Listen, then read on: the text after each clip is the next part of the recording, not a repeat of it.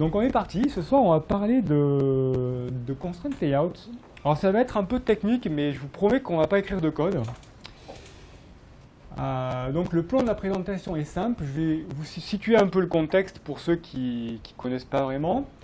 Ensuite je vais expliquer comment on modélise un écran sous Android, ça sera assez simple, je vous rassure. Après on va parler de ce qui se faisait jusqu'à présent en matière de layout avec Android, j'appelle ça les layouts basiques. Et puis on va voir ce qu'apportent en fait les constraints layout. Et puis pour vraiment être convaincu de l'intérêt, on fera une petite démo ensemble. Et puis on essaiera de conclure en voyant un peu les avantages et les inconvénients. Donc c'est parti. Donc le contexte en fait c'est le problème c'est de trouver une solution pour implémenter les écrans d'une application mobile. Sachant que souvent il y en a plusieurs dizaines, hein, vous prenez n'importe quelle appli, ben, c'est assez monstrueux. Et donc en fait c'est quelque chose qui dans le développement d'une application ça prend du temps et donc ça a un coût, quoi. Donc si on peut trouver des outils et des méthodes pour simplifier ça, ben, on ne va pas s'en priver. Donc c'est ce qui est attendu en fait par les développeurs. C'est quelque chose d'efficace. Et puis cerise sur le gâteau, quelque chose qui soit portable au sens responsive UI, c'est-à-dire qu'en fait, tous les écrans que vous implémentez, bah, sans trop d'efforts, voire sans effort, vous allez pouvoir les faire fonctionner sur tout type d'appareil, du Word, de la TV, de la tablette, du téléphone, et sur toute taille d'écran. Alors ça, c'est pas une chimère, on peut y arriver, vous allez voir qu'avec les constraints layout, on va pouvoir y arriver. J'ai mis aussi portabilité sur tout type d'OS. Bon, ça c'est un peu plus ambitieux. Pour l'instant, c'est pas le cas, hein. Donc, je connais pas de framework qui permettent, à partir d'une maquette, de générer des écrans pour iOS et pour Android, hein. Peut-être que ça viendra. Donc voilà un peu le contexte des constraints layout. Donc en fait, comment on modélise un écran sous Android? Bon, je pense que ça va pas être très différent sous iOS, hein, en fait. Donc bien sûr, c'est une arborescence de vues. Et ces vues, en fait, elles sont de deux types. Il y a les vues feuilles et il y a les vues, les nœuds et la vue racine, donc qu'on appelle des view groups. Donc en fait, c'est des vues qui ne sont pas visibles à l'écran, mais qui vont permettre en fait de grouper les vues visibles, donc les feuilles de l'arbre ici. Okay, donc c'est cette arborescence qu'on appelle traditionnellement un layout, quoi. Et concrètement, ça s'écrit sous la forme d'un fichier XML. Donc voilà, ça c'est assez classique. Donc je vous ai mis un exemple. Donc ici j'ai un screenshot de l'écran d'une app.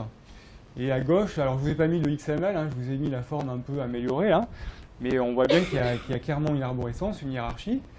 Et en fait, ce qui est visible ici, donc on a deux boutons. On a le reste, c'est du texte en fait. Et on voit que ça correspond bien aux feuilles de cette arborescence. Les nœuds, donc on a Decor View, Linear Layout, Frame Layout. Tout ça, en fait, c'est des objets qui permettent de regrouper les vues, mais qui ne sont pas visibles. Voilà, bon, ça c'est assez simple, hein, on va dire. Donc jusqu'à présent, il y avait Android fournissait deux types de layout que je qualifierais de basiques. Donc ça existe depuis les origines, hein, depuis la version de 2009 d'Android. On a ce qu'on appelle le linear layout.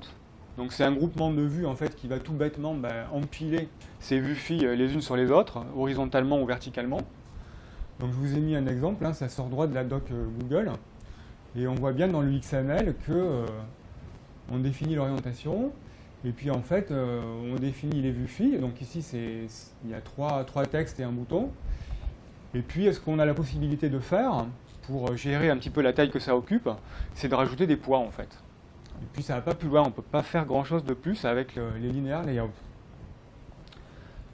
Donc pour faire des choses un peu plus élaborées, Android avait fourni ce qu'on appelle les relative layouts, qui eux permettent, donc le but c'est toujours de placer des vues, hein. Donc le relative layout, l'intérêt c'est qu'on peut s'aligner facilement par rapport au bord de l'écran, ça c'est la première caractéristique. Et puis surtout, d'où le nom, c'est qu'on peut s'aligner relativement entre vues, quoi. Donc sur cet exemple, on voit que le spinner, donc c'est ce qui permet d'afficher l'heure et la date, là, ben, il va se trouver aligné sur la droite de la vue parente, et il va se trouver en dessous le nom. Donc on peut définir ce genre de propriété dans le XML. Et comme ça, on peut arriver, en imbriquant des relative layouts et des frame layouts, on peut arriver à faire des choses assez complexes. Et la plupart des applis que vous utilisiez jusqu'à maintenant étaient basées sur ce genre de groupement de vues. Alors, maintenant, on va faire différemment. Depuis 2 ans, Google a introduit ce qu'ils ont appelé les constraint layouts, donc qui vont permettre de faire un petit peu, de récupérer tout ce qu'on pouvait faire dans les linear layouts et tout ce qu'on pouvait faire dans les relative layouts, mais sous la forme de contraintes. Donc on va voir après vraiment comment ça s'exprime, mais l'idée c'est que chaque vue va pouvoir être contrainte, donc verticalement, horizontalement et aussi dans ses proportions. Donc ça c'est... Bon, là, on pourrait dire qu'il n'y a rien de nouveau, c'est juste une agrégation des linéaires layout et de relative layout. Mais ça va plus loin. Ça fournit tout un système d'éléments d'aide. Alors, bon, j'ai traduit ça comme ça, mais en fait, ils appellent ça les helpers. Et vous allez voir qu'on peut disposer de chaînes, de lignes guides, de barrières et de groupes. Donc, on va voir tout ça sur la démo. Et pour illustrer ça, ben, on va essayer de réaliser cet écran, là, donc, qui pourrait servir d'écran de modification d'un profil utilisateur dans une appli. Donc allons-y. Donc n'ayez pas peur de vous rapprocher. Je ne sais pas ce que ça va donner à l'écran. Donc on est dans Android Studio. Donc ce qu'on va faire, c'est qu'on va rajouter un layout. Hein. C'est bon, vous voyez quelque chose ou... Oui. Ouais. Parfait.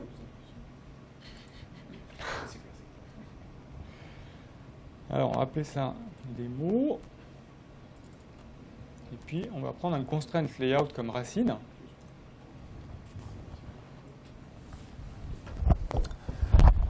Et là, on a un magnifique éditeur de vue qui apparaît, dans lequel vous pouvez voir... Ben, sur la gauche, ici, on a en fait le catalogue d'éléments, hein, donc les vues filles et les groupements de vues. Ici, on a l'arborescence de la vue. Et au centre, on a 2 visualisations. Donc, en blanc, c'est le rendu. Donc, dès qu'on va disposer des éléments, ben, on va voir à quelle forme ils auront. Et à droite, c'est ce qu'ils appellent le blueprint. C'est un peu une vue schématique sous forme de plan. Donc, allons-y. On va essayer d'insérer des widgets. Donc, on va commencer par une image. Hein. Donc là, on est directement en lien avec la bibliothèque d'images du projet. Donc, on va prendre... alors, il n'y a pas grand-chose parce que le projet est vide. Donc on va juste prendre l'icône en fait, et ça suffira pour la démo. Donc là vous voyez que, je vais essayer de grossir, la vue s'affiche, alors on peut la déplacer, hein. Mais vous voyez, on a une erreur ici, là, et ça nous dit qu'en fait, la vue n'est pas encore contrainte, et que donc si on utilisait cet écran, ben, il ne se passerait strictement rien concrètement sur un téléphone ou un émulateur. Donc ce qu'on va faire, c'est qu'on va définir des contraintes. Et pour que la vue puisse fonctionner, il faut définir au moins une contrainte verticale et au moins une contrainte horizontale. Donc pour ça, vous remarquerez qu'il y a des poignées. Donc on va les utiliser. Et on va pouvoir accrocher notre vue. Donc là, vous voyez que j'ai plus d'erreur. Donc là, la vue, elle est contrainte dans les 2 axes. Et ici, vous voyez, j'ai un petit module qui va permettre, en fait, par exemple, de rajouter des marges. Ce qui est plus sympa. Et surtout, qui va permettre, par exemple, si je trouve le bon endroit, bon, on verra après.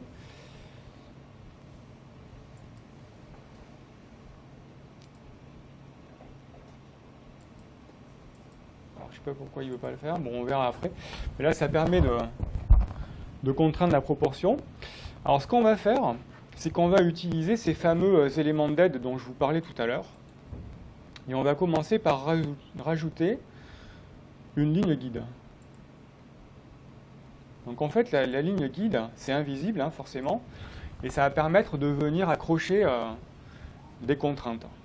Donc là, vous voyez qu'elle est définie de manière, on va dire, hard-codée. Donc ça, c'est pas bon si on veut faire des layouts qui sont portables. Donc en fait, la première chose qu'on va faire, c'est qu'on ne va pas la définir en dur, mais on va la définir avec un pourcentage, ce qui va être beaucoup mieux. Voilà. Donc là, on occupe 30% de l'écran, donc on va réduire un peu. Voilà, on va réduire à 20. Et puis je vais venir l'accrocher ici, là. Voilà, et maintenant ce qu'on va faire, c'est qu'on va rajouter 2 éléments de texte. Donc ça, c'est la photo de profil, on va dire. Hein. Et on va rajouter un nom et un prénom. Voilà. Donc pour aligner tout ça, on va utiliser les fameuses barrières. Donc ça aussi, c'est un helper. Donc on va mettre une barrière verticale. Alors, je ne sais pas si on la voit là, moi je sais où elle est, donc je la devine. En fait, tant qu'elle n'est pas reliée à des vues, on ne la voit pas. Excusez-moi, le helper, on peut le faire que par le blueprint? Non, non, en fait... Dans l'écran de gauche, on peut le faire aussi. Sur l'écran de gauche, on peut faire aussi, clic droit et helper aussi.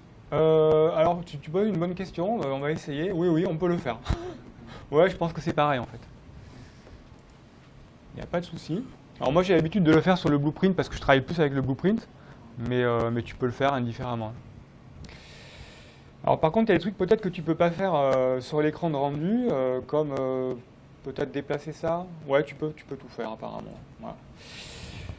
Bon, donc on va revenir à la barrière. Donc la barrière, tu peux en fait l'aligner. Alors je vais la sélectionner, c'est mieux, voilà. Donc ici, vous voyez qu'on voit en fait la hiérarchie, hein, donc le constraint layout, et puis comme en forme, on a l'image view, le text view, etc. Et ici, dans les attributs, donc la fenêtre de droite, c'est tous les attributs de la vue. Je vais pouvoir définir en fait la position. Donc là, on va la mettre à droite. Donc je sais pas si je pense que vous avez vu subtilement quelque chose traverser là. Alors pourquoi on ne la voit pas, cette barrière? Parce qu'il va falloir la relier à des vues. Donc c'est ce qu'on va faire en fait là. Donc ça, on ne peut pas le faire par drag and drop. On le fait en fait dans l'arborescence, en sélectionnant les vues qu'on veut intégrer à la barrière, et simplement en faisant glisser là. Voilà. Et là, vous voyez, cette fois, on la voit. Alors, maintenant qu'on a ça, en fait, vous voyez que si je déplace, ça va s'adapter. Et l'intérêt de ces barrières, en fait, c'est que, alors si je réduis, donc on va grandir un peu, hein, parce que l'intérêt, c'est que maintenant, je vais pouvoir raccrocher mon image. Alors, vous voyez ici, dans ces attributs, on qualifie la manière dont la vue va être, dont les dimensions de la vue vont être définies. Donc ici, wrap content, en fait, ça veut dire qu'on va s'adapter à la taille de ce qu'il y a dedans. Mais en fait, quand on utilise des constraints layout, on va plus avoir intérêt à mettre du match constraint. Donc là, en fait, c'est vraiment l'algorithme de calcul des contraintes qui va faire le boulot. Donc je vais rajouter une petite marge quand même. Voilà, ici. Et je vais en mettre une là, comme ça sera plus joli. Voilà, et vous voyez que là si je bouge, ça va s'adapter, quoi. Donc je vais faire pareil. Oups.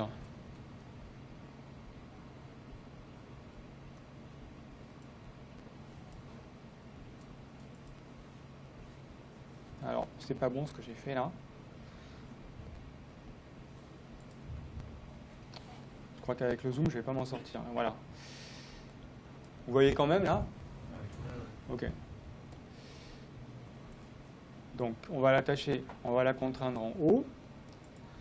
On va attacher ici. Et je vais rajouter pareil une marge. Et là, pareil. Donc, du coup, ça va être ici. Voilà. Et ici, on va mettre par exemple... on va mettre nom.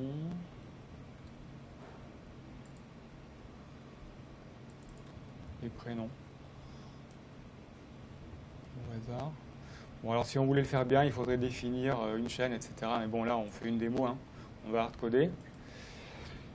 Et donc, vous voyez qu'en fait, là, ce qui se passe, c'est que en fait, la partie de la barrière colle en fait à au texte le plus long. Et ça va se faire automatiquement. Donc c'est vraiment l'intérêt des barrières, c'est que par exemple, quand vous avez des légendes dans une vue et que vous changez de langue, bah, si en allemand c'est plus long, bah, ça va quand même marcher, parce qu'il va vraiment coller à la droite du text view, quoi. Donc c'est surtout utilisé pour ça. Donc ça vous donne une idée de ce qu'on peut faire.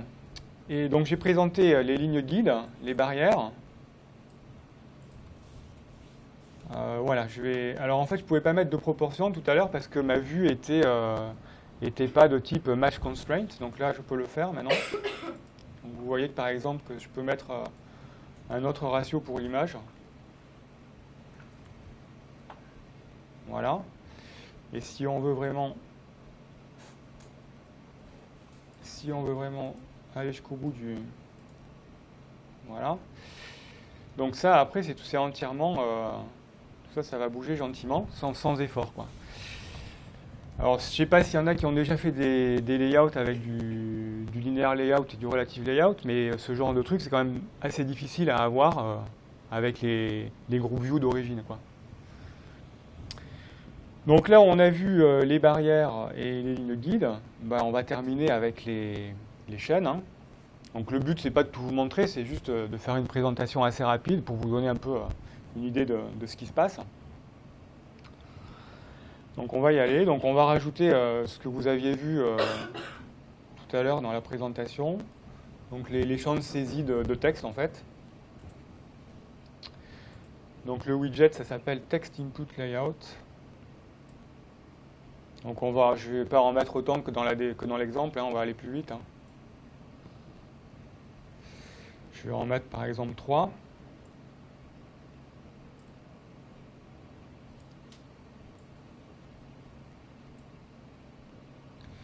Et là, en fait, ce qu'on va faire, c'est qu'on va donc les relier par une chaîne.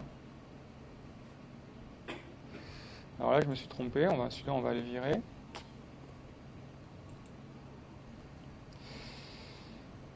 On va tout bêtement l'effacer, voilà. Alors, du coup, en fait, j'ai ouvert ma vue là. On va en remettre une autre. Voilà. Alors ici, on peut faire glisser les vues, hein, pour les mettre à l'endroit où on veut. Alors ça a une importance parce que en fait, je vais vous montrer en fait, ça c'est la représentation en XML. Et en fait, l'ordre des vues dans le XML n'est pas innocent. C'est celui dans lequel le rendu se fait et les vues sont empilées dans cet ordre-là. Donc des fois, ça peut créer des problèmes suivant l'ordre qu'on utilise. Donc là, on va les relier ensemble. Et on va créer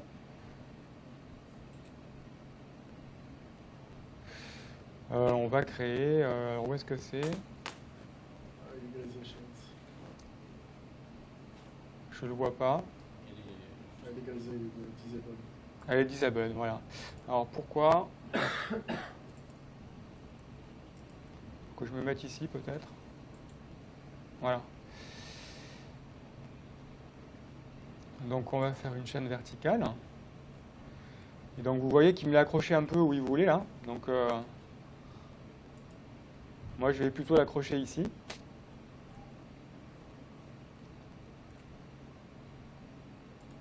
Tac. Alors là ça va remonter, vous affolez pas. On va venir s'accrocher à la barrière.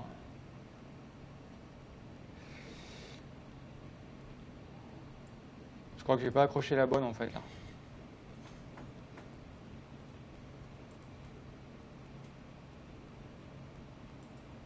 Voilà.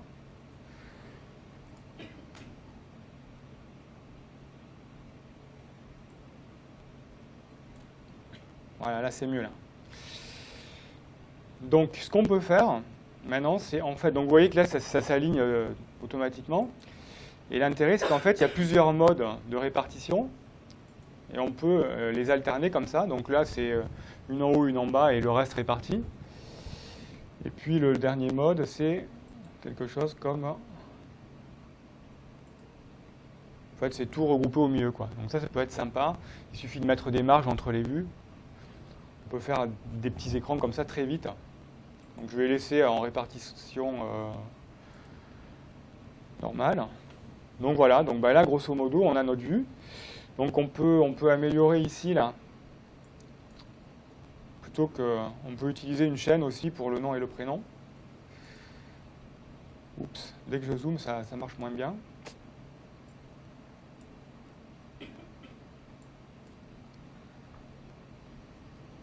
Donc je vais supprimer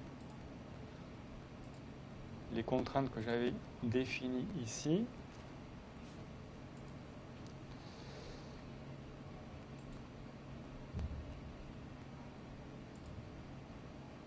Voilà. Celle-là, je vais la virer et je vais m'accrocher ici.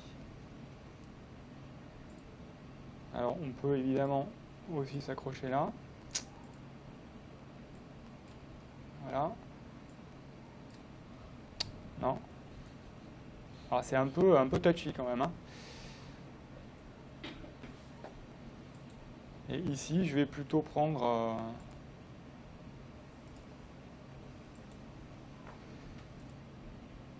Alors, c'est pas celui-là que je voulais. Voilà, c'est celui-là. Et je vais mettre une petite marge entre les deux. Non. Ah, je vais la supprimer, voilà. Bon, j'ai tout cassé, voilà. ça ne pouvait pas ne pas louper. Voilà, heureusement, il y a CTRL-Z. Bon, vous avez vu l'esprit, en fait, c'est qu'on peut... Alors, ça va faire partie des inconvénients, hein, je vais en parler après. Ce que je voulais vous montrer avant de terminer, c'est que, en fait, donc ces constraints layout, ils font partie de la support librairie. Donc, maintenant, c'est rajouté automatiquement par Android. Mais en fait, c'est dans le fichier de build, on le voit ici, là. Vous les avez ici. Et donc maintenant, la support librairie, ça a été regroupé dans Android X. Je ne sais pas si vous avez vu ça, ceux qui codent là. Et c'est beaucoup mieux, je trouve, tout est rassemblé au même endroit. Donc voilà, c'est là-dedans. Et la dernière version, c'est celle-là. Et elle est plutôt pas mal, il y a pratiquement plus de bugs. Donc voilà, on va terminer la présentation. Donc en fait, pour conclure, je dirais que les avantages pour moi, c'est que bon, il y a un bel éditeur qui fonctionne assez bien, voire même très bien. On a, en plus de ce qui se faisait avant, on a les helpers qui sont vraiment pratiques et qui permettent vraiment d'avoir des layouts qui s'adaptent à toutes les tailles d'écran. Et aussi un intérêt, c'est qu'au niveau des performances, l'affichage des vues est plus rapide. Pourquoi? Parce qu'en fait, les constraints layout, ils ont une profondeur égale à 1. Et donc, le calcul des dimensions de la vue est plus efficace. Parce que l'algorithme, en plus de Google, ne doit pas être mauvais. Donc, contrairement à l'utilisation de linear layout et de relative layout, où on est obligé de faire des imbrications, le calcul de la dimension d'une vue est beaucoup plus rapide. Voilà. Donc, c'est pour ça que vraiment, aujourd'hui, Google conseille d'utiliser ça. Et d'ailleurs, ça fait même partie de Jetpack maintenant pour designer les UI. Voilà.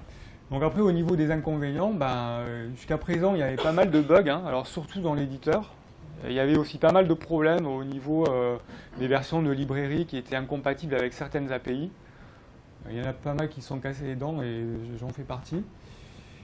Et après, moi, un gros inconvénient que je trouve, c'est que quand on veut modifier un layout, une fois qu'il a été fait, c'est vachement difficile parce que vous avez vu, dès qu'on enlève une contrainte, il y a tout qui part dans tous les sens, quoi. Donc pour moi, c'est plutôt, une fois qu'on a bien conçu sa vue, qu'on est sûr de sa maquette, on fait ça, on la crée la vue, mais après je crois qu'il ne vaut mieux pas y toucher, parce que c'est compliqué, quoi. Voilà. En tout cas, moi, j'ai essayé tout bêtement, par exemple, de permuter deux vues dans une chaîne. Les liens, c'est un cauchemar, hein. Donc il y a tout qui part dans tous les sens. Et après, alors effectivement, tout ce que les développeurs font, c'est qu'après tu vas triturer dans le XML et tu t'embêtes pas. C'est ça.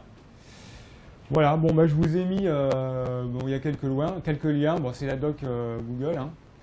Et puis, je ne sais pas combien de temps j'ai mis, mais je pense qu'on a le temps de prendre des questions. Voilà. Merci. j'avais une question vis-à-vis des performances. Ouais. Alors, je sais que j'avais déjà ressenti ça dans les anciennes versions de Constraint Layout. Dans un Recycler View, on était en Constraint Layout dans des Viewholder. Ouais. Ça paraissait moins fluide qu'utiliser un linéaire layout. Peut-être maintenant c'est plus vrai dans les sites. Ouais, moi j'ai pas remarqué. En général, quand tu manques de fluidité dans Oui, des listes, c'est un autre problème. C'est que tu as mal codé. Ouais. Mais là, maintenant, je l'ai pas ressenti. Ouais. Du coup, tu disais qu'il y avait plus de performance. Est-ce que tu as des exemples de benchmark qui ont été... Non, j'ai pas d'exemple. Honnêtement, j'ai pas d'exemple chiffré. Par contre, j'ai travaillé sur des applis, des vieilles applis, où il y avait des profondeurs de vue entre relative layout, frame layout et linéaire layout, des profondeurs de 4 ou 5. Et je peux te dire que visuellement, tu le vois, surtout sur des téléphones un peu anciens qui sont pas très rapides. Honnêtement, subjectivement, ça se voit, quoi. Ce qui était mauvais aussi, c'était avoir plusieurs profondeurs de vue et avoir des poids sur chaque vue. Ouais. Alors le calcul des poids dans linéaire layout, c'est très mauvais en perf pour les calculs des dimensions. Donc là, alors je ne pourrais pas le justifier parce que je ne connais pas leur algorithme et je n'ai pas encore rencontré des gens qui ont fait des stats dessus, mais je pense qu'au feeling, tu sens que c'est fluide, quoi. Et en tout cas, moi, au-delà des performances, j'utilise plus que ça parce qu'au niveau responsivité, c'est vraiment c'est le pied, quoi. Ça marche très bien et ça s'adapte à toutes les tailles de téléphone, etc. Voilà. Bah, tu as déjà utilisé, j'imagine que tu n'utilises plus que ça, ouais. Il y a des développeurs Android, non, dans le... J'avais la même question. Ouais. Il t'a posé. D'accord. N'ayez pas peur, hein. Bon, s'il y a plus de... Ouais. Sur le XML, Ouais. est-ce que, une fois qu'il passe dans Git, est-ce que tu réussis, quand il y a des changements, à voir à peu près ce qui a été changé tu sais, quand tu fais une différence dans Git Ouais. Ouais, ça se voit très bien. Il faut le formater. Tu vas t'appliquer au formatage de ton XML. C'est quand même plus facile pour voir la différence. Tu dis XML, mais tu vas pas le toucher. Non, tu le vois. Ça pose des problèmes si tu t'amuses à changer l'ordre des vues, parce que là, pour faire les diffs, c'est moins bien. Mais honnêtement, dans les cas courants, ça pose pas de problème. Hein. Donc après, c'est vrai que bon, moi je continue quand même à toucher le XML. Je travaille pas qu'avec l'éditeur, quoi. Voilà, bah écoutez, je vous remercie. Et puis on va passer à la deuxième partie qui est derrière vous, là. Voilà.